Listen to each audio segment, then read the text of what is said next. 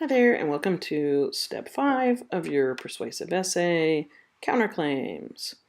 In arguing a claim, you should always consider potential counterclaims and counterarguments. Counterclaims are an important part of writing an argumentative essay.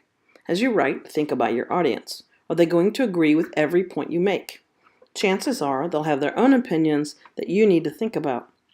To help sway your audience, you can include counterclaims that A. Acknowledge other points of view, B. Show that you are knowledgeable about your topic, and C. Give you the chance to explain why your position is stronger than others.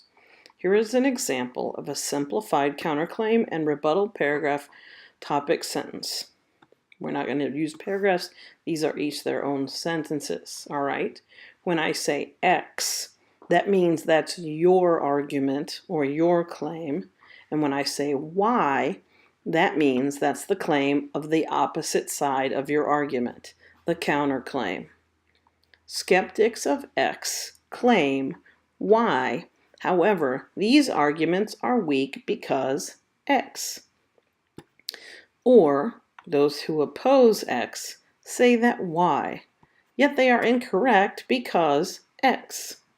So the point in this sentence is to expose the counterclaim to the reader and then promptly explain why it is weaker than yours or why it is just completely incorrect or invalid.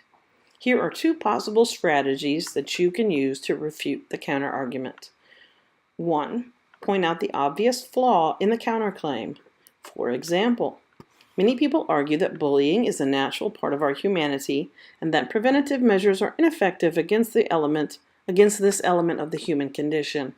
However, they fail to understand that bullying is a cycle that has been perpetuated for centuries and that all cycles can be broken.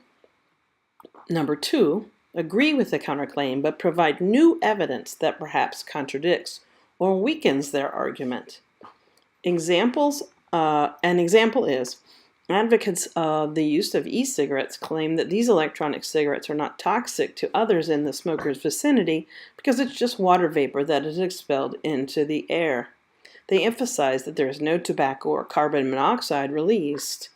While this is true, what these proponents fail to mention are the other harmful elements that are in the released vapor.